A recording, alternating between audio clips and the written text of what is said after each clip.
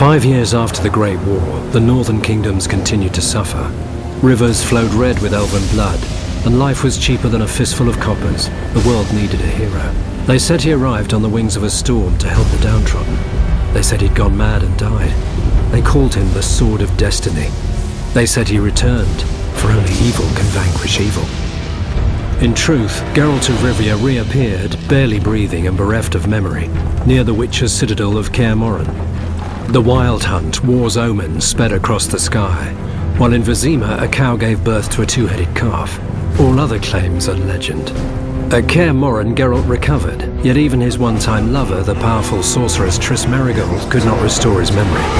The calm would not last. Armed brigands led by the sorcerer Azar Javed and the professor, a killer for hire, attacked the citadel.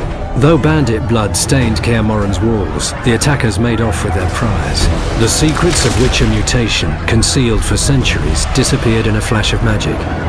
The Witchers set off on a search, as tradition ordained, to the four corners of the world.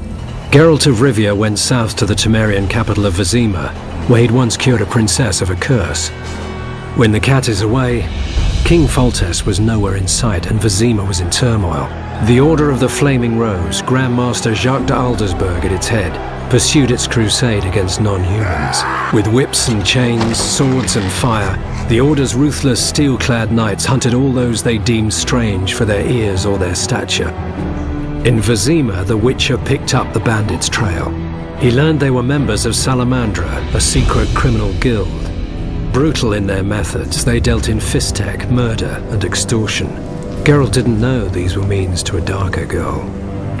As the Witcher hunted Salamandra, he was drawn into the conflict between the Scoia'tael rebels and the Order of the Flaming Rose. The two sides finally clashed in the swamp near Vizima. Knights of the Order and Scoia'tael fought a bloody battle, while Geralt faced Azar Javed and the Professor. The mage felled Geralt with powerful spells, leaving him as fodder for swamp monsters. Triss saved the Witcher's life. He recovered under her nurturing hand. She introduced him to powerful politicians and influential merchant guildsmen. The mood in the city was tense. Confined to ghettos, non-humans spoke openly of mutiny. There was no sign of the king. Geralt found allies for his struggle against Salamandra. The Witcher resumed his hunt. He destroyed Salamandra's secret fistech factories and killed the Professor. The Witcher found Azar Javed's hideout.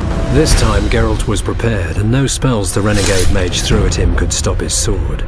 Yet the stolen Witcher's secrets were in the hands of another, Jacques de Aldersberg, Grand Master of the Order. Provoked by the knights, non-humans rebelled. De Aldersberg responded, releasing his greater brothers, the horrific result of his experiments with the Witcher's mutagens. Vizima was in flames and dying. Enter Foltest and his army. The king summoned the Witcher and demanded the head of the Grand Master, a monster in human form and a usurper. The Witcher set out in search of Jacques de Aldersberg and the stolen Witcher's secrets.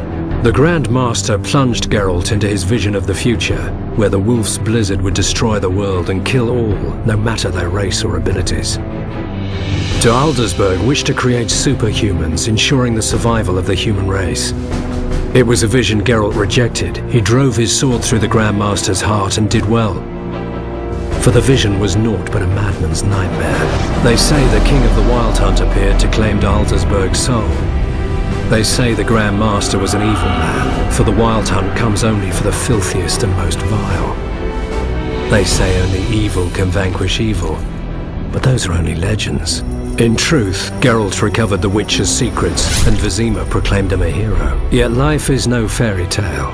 One story ends, another begins. As the king handed the Witcher his reward, an assassin attacked. His cat-like eyes and medallion were unmistakable, but that is another story.